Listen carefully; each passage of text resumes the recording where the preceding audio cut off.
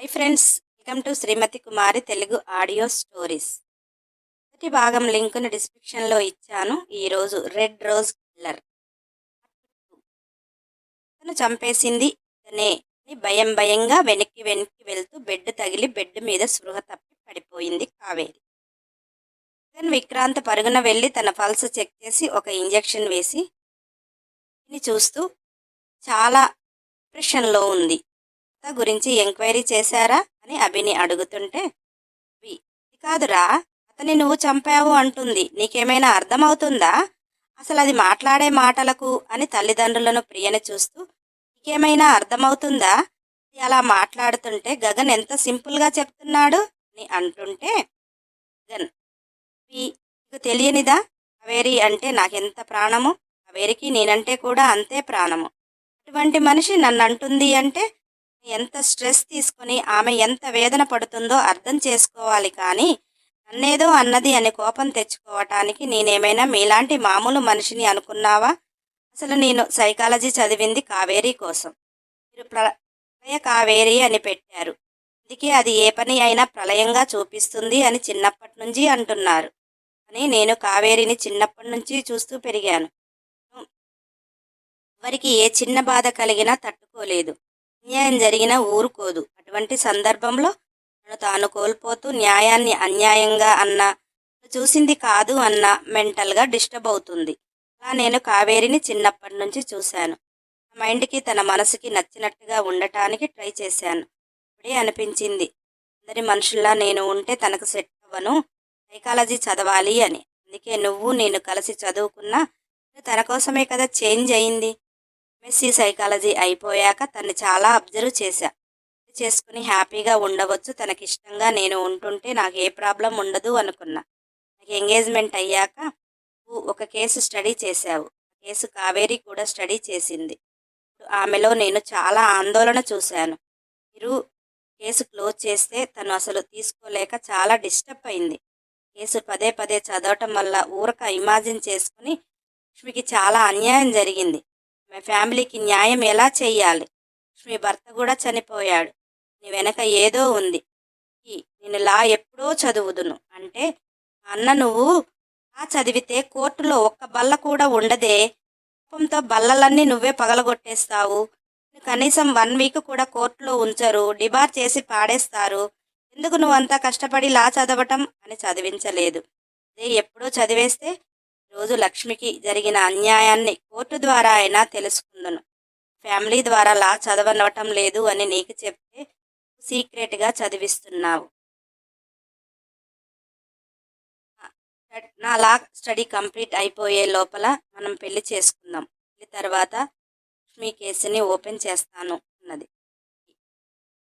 నేను లా చేయకపోతే లక్ష్మి బ్రతికి వస్తే కానీ తెలియదు కదా అని లక్ష్మి అని కలవరించింది. కావేరి మనలా ఏది ఈజీగా తీసుకోదు. మన ముందు అల్లరిగా ఉంటూ కూడా ఎంతో ఆలోచిస్తూ ప్రశాంతంగా నిద్రపోవటం లేదు అని నేను ఒక మనిషిని అర్థం చేసుకోవాలి అంటే ఏదో కోర్సు చెయ్యాలి అనిపించే వెళ్ళాను. ఇప్పుడు లక్ష్మి కేసు, ఇప్పుడు లతా కేసు. లతా కేసు వచ్చాక లక్ష్మిని మర్చిపోయింది. తను ఎప్పుడు ఆందోళనలో ఉంటూ ప్రశాంతతని కోల్పోవటం నాకు ఇష్టం లేదు. లత గురించి నువ్వు ఎంక్వైరీ చేసింది కాదు, నేను కూడా చేస్తాను. లత గురించి పర్టికులర్గా తను అన్నదానికి ఎవిడెన్స్ చూపిస్తే తను నార్మల్ అవ్వటానికి ప్రయత్నిస్తుంది. నేను కావేరిని కోల్పోలేను. ఏదో నన్ను అన్నదని కొంచెం కూడా బాధపడను. ఇప్పుడు తనే మంది అతన్ని నేనే చంపేశాను అంది. దానికి ఎవిడెన్స్ ఉంటుంది కదా, అది చూపిస్తే తను నార్మల్ అవుతుంది.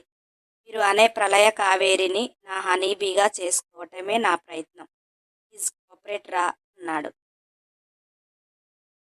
గగన్ని గట్టిగా హగ్ చేసుకొని, సారీరా, నా సొంత చెల్లెలు ఇలా చేస్తుంది.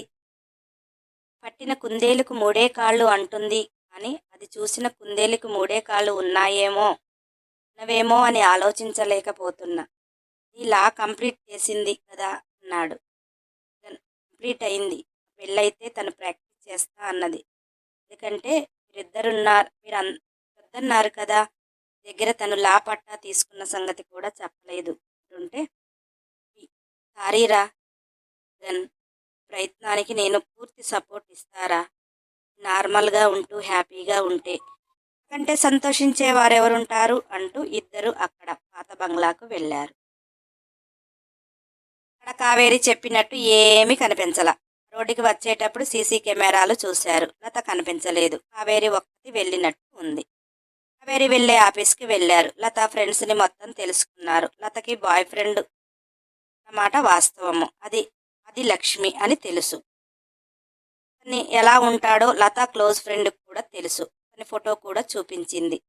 లత నీ కోసం వెళ్తున్నాను, ఒకవేళ రేపు నేను ఆఫీస్కి రాకపోతే 2 days లీవ్ తీసుకోండి, అది నన్ను తనతో 2 days ఉంచుకుంటాడు, ఊరికి వెళ్తున్నాము అని చెప్పింది. జగన్ మరి ఆ రోజు లత కావేరి ఇద్దరు కలిసి వెళ్ళారా అని అడిగారు. ఏమో సార్, ఇద్దరు కలిసి ఎందుకు వెళ్తారు, లత రూమ్కి వెళ్ళాలి, త్వరగా లగేజ్ ప్యాక్ చేసుకోవాలి అన్నది. అటువంటిది కావేరితో బయటికి ఎలా వెళ్తుంది, ఉండదు సార్ అని చెప్పారు. క్లోజ్ ఫ్రెండ్ చూపించిన ఫోటోని డీటెయిల్స్ కనుక్కున్నారు. ఆ ఫోటోలో ఉన్న అతను 1 year బ్యాక్ యాక్సిడెంట్లో చనిపోయాడు. యాక్సిడెంట్లో చనిపోయిన అతను లతని ఎలా లవ్ చేశాడు, ఇద్దరికి పని చెయ్యాల. వెంటనే లత సెల్ నెంబర్ని చేంజ్ చేశారు. ఇది గోవాలో చూపిస్తుంది. అక్కడ పోలీసులకు ఇన్ఫామ్ చేస్తే ఇద్దరు యాక్సిడెంట్లో చనిపోయారు అని మాకు ఇన్ఫర్మేషన్ వచ్చింది. కార్ బ్లాస్ట్ అయింది, అందులో 2 డెడ్ బాడీలు ఉన్నాయని అర్థమవుతుంది, కానీ డీటెయిల్స్ అయితే లేవు. మీరు చెప్పిన నెంబరు, ఆ నెంబర్ నుంచి మెసేజ్ వెళ్ళే నెంబరు 2 ఇక్కడ బ్లాస్టింగ్లో వాళ్ళవి అని కన్ఫర్మ్ అవుతుంది. అమ్మాయి లత అయితే మరి ఆ అబ్బాయి ఎవరు అని అందరికీ కన్ఫ్యూజన్. డీటెయిల్స్ తీసుకొని కావేరి దగ్గరికి వచ్చి తాను మేలుకున్నాక జగన్ విక్రాంత్ లాలనగా నేనే లతను చంపాను అని నీకెందుకు అనిపించింది అని అడిగాడు. కావేరి భయంగా ఈ టాటూ లతను చంపేసేటప్పుడు తన చేతికి చూశాను, మీరే కదా అని అన్నది. తన వాట్సాప్ ఓపెన్ చేసి ఆ టాటూ సింబల్ తన ఫ్యామిలీకి చూపించాడు.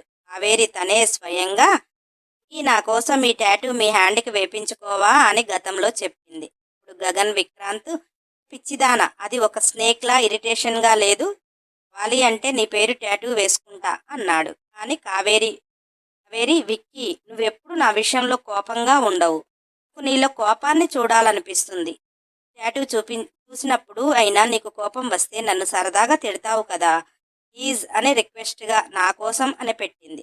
కావేరి తల్లి చదివింది. కావేరిని 2 పీకులు పీకి గగన్కి నువ్వే టాటూ వేపించుకో అని చెప్పావు, ఇవేమి పిచ్చి ఆలోచనలే అని తల్లి తిట్టింది. కావేరికి ఆ క్షణం ఏం మాట్లాడాలో అర్థం కాలేదు. నిజమే, గగన్ విక్రాంత్ చాలా సౌమ్యంగా ఉంటాడు, చాలా సైలెంట్గా ఉంటాడు, తనని చాలా ప్రేమగా చూసుకుంటాడు. కానీ కావేరికి అలా పర్సనల్ లైఫ్, ఫ్యామిలీ లైఫ్ ఇల్లి కజ్జాలుగా ఉండాలి అని ఆలోచనతో ఇప్పుడు అలా చెప్పింది. నిజమే, అలా ఆలోచిస్తున్న కావేరికి photo, flight ticket, boy friend photo, boy friend కూడా సేమ్ టాటూ, అతనిని బాయ్ ఫ్రెండ్ గోవాలో యాక్సిడెంట్లో చనిపోయారు, ఇక్కడ వరకు క్లియర్గా చూపించారు. సీసీ ఫుటేజ్లో కావేరి ఒకతే ఆ రోజు బైక్పై వచ్చేసింది చూపించారు తో సహా. కానీ గగన్కి విక్రాంతికి కూడా కొంచెం డౌట్గానే ఉంది. ఎందుకంటే లత లవ్ చేసిన అబ్బాయికి టాటూ ఉంది, అతను 1 year బ్యాక్ చనిపోయాడు, అప్పుడు ఆ ఫోటోలో టాటూ లేదు. లత ఫ్రెండ్ చూపించిన ఫోటోలో అతనికి టాటూ ఉంది. చనిపోయిన వాడు బ్రతికి అతని ట్రాప్ ఎలా చేశాడు, చనిపోయిన అతనికి లతకి ఎటువంటి సంబంధము లేదు. అభికి గగన్ డీటెయిల్స్ క్లారిటీగా కనుక్కోమని సీక్రెట్గా చెప్పాడు. కావేరి మైండ్ సెట్ అయ్యే వరకు ఎవిడెన్స్ చూపించారు. ఫ్యామిలీ అంతా కావేరిని పిచ్చి తిట్లు తిడితే కావేరి గగన్ ప్రేమ తెలిసి కూడా ఎలా అన్నదో అర్థం కాక సారీ అని హగ్ చేసుకుంది. గగన్, నువ్వు నాకు సారీ చెప్పాల్సిన అవసరం లేదు, నీకు నాతో ఎలా ఉండాలనిపిస్తే నేను నీ ప్రతిదీ స్వీకరిస్తూనే ఉంటాను, నీ కోపాన్ని, నీ ప్రేమని, నీ అనుమానాన్ని కూడా. నువ్వు నన్ను అనుమానించావు అని నిన్ను వదిలిపోను, అర్థమైందా? నువ్వు కూడా నన్ను కొట్టు, అనుమానించు, అవసరమైతే చంపేయి, అని నన్ను మాత్రం వదిలిపోకే అన్నాడు. కావేరి ఒక్కసారిగా అక్కడ ఫ్యామిలీ ఉన్నారు అన్న ఆలోచన మరచి అమాంతంగా గగన్ని బెడ్పై తోసేసి అతని మీదికి చేరిపోయి లైఫ్లో నిన్ను అనుమానించను, సారీ విక్కీ అని మరోసారి చెప్పింది. కావేరి తల్లి కాలు బయట పెడితే నీ కాళ్ళు విరగ్గొట్టేస్తాము, ఇక నీ పెళ్లికి ముహూర్తం పెట్టేస్తాము అన్నది. ఇద్దరు ఇష్టంగా ఓకే అన్నారు. అలా పెళ్లికి ఏర్పాట్లు చేస్తుంటే కావేరి మరల నా కళ్ళ ముందు చచ్చిపోయిన లత ఎక్కడో గోవాలో యాక్సిడెంట్లో చనిపోయింది అంటున్నారు. ఏదేమైనా చనిపోయింది కదా, మరి నేను ఆ రోజు చూసింది వాళ్ళిద్దరిని తను తని చంపేసి గోవాలో చనిపోయినట్టు క్రియేట్ చేశాడా? ఆ రోజు నేను చూశానని, అయితే వాడు కావాలి అని తను చంపాడు కదా, గోవాలో వాడు కూడా చనిపోయినట్టు క్రియేషన్ ఎలా పోతాడు? డౌట్ వచ్చి కావేరి తండ్రికి మొత్తం వివరించి చెప్పింది. కావేరి తండ్రి కూడా మేబీ నువ్వు అన్నట్టు బంగ్లాలో లత చనిపోయింది అంటే మేము కూడా ఆలోచించుదుము. గోవాలో యాక్సిడెంట్లో చనిపోయింది. తనెవరో ఆమెను అంతలా ప్రేమించి నువ్వు చెప్పినట్టు చంపేయాడు. సరే, కోపంతో లవ్ చేశాడు, చంపేశాడు. అతను కూడా చనిపోవాల్సిన అవసరం లేదు కదా. నేను కూడా గోవాలో ఆ కేసు డీటెయిల్స్ చూశాను. అక్కడ డ్రైవింగ్ సీట్లో పక్క సీట్లో ఇద్దరు బాడీలు ఘోరంగా కాలిపోయి ఉన్నాయి. ఒకరమ్మాయి ఒకరబ్బాయి. అసలు నాకు తెలిసి నీకు ఏదో కల వచ్చి ఉంటుంది. ఇంటికి వచ్చేటప్పుడు నీ కలలో ఇమాజినేషన్ కళ్ళకు కనపడి ఉంటుంది. ఆ బంగ్లాకు వెళ్ళి ఉంటావు. అక్కడ నీకు నువ్వు అలా ఇమాజిన్ చేసుకున్నావు అనుకుంటా అమ్మా. ఇలా ప్రతిదీ డీప్గా తీసుకుంటావని నిన్ను నేను లా చేస్తాను అన్నా నువ్వు ప్రశాంతంగా ఉండలేవు అని వద్దు అని చెప్పాను.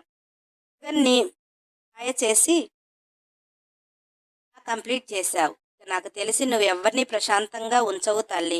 నువ్వేమన్నా బాధలేదు అన్నాడు.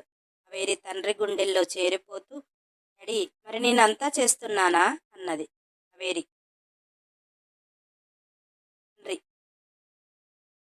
మా నాన్నకి ప్రేమించాడు కాబట్టి భరిస్తున్నాడు, కానీ నువ్వు అతను చంపాడు, లతను రేప్ చేసి చంపావు అని అంటుంటే నిజంగా ఆ టైంలో నేను నిన్ను బాగా కొట్టేయాలి అన్నంత కోపం వచ్చింది. తల్లిదండ్రులు ఆడపిల్లలు పుట్టాలి అంటే పుణ్యం చేసుకోవాలి అంటారు. నిన్ను భరించటానికి గగన్ని పుట్టించినందుకు మేమైతే చాలా పుణ్యం చేసుకొని ఉంటాము. తీసుకొని ఉంటాము తల్లి. లేకపోతే నిన్ను వేరే ఇంటికి ఇస్తే మేము నిజంగా ప్రశాంతంగా ఉండలేము అని నవ్వుతూ అన్నాడు. కావేరికి ఏమీ అర్థం కావటంలే. కళ్ళ ముందు లతని రేప్ చేసి చంపేశాడు కానీ అది ఇమాజిన్ అంటున్నారు. ఇమాజిన్ ఏమో కానీ ఫ్యామిలీని ఇబ్బంది పెడుతున్నానా? గగన్ని అయితే చాలా ఇబ్బంది పెడుతున్నాను అనిపిస్తుంది. అతను నా కళ్ళ ముందే ఆమె ఊహ వచ్చిన దగ్గర నుంచి ఉంటున్నాడు. గత 4 నెలలే కదా దూరంగా ఉంది. అంతలోనే మనిషి అంత క్రూరంగా మారతాడా అని ఎలా ఆలోచించాను అని మౌనంగా పెళ్లికి సిద్ధమైంది. అలా అంగరంగ వైభవంగా పెళ్లి ఏర్పాట్లు జరుగుతున్నాయి. కావేరి ఫ్యామిలీలో అంత గొప్ప గొప్ప వారే.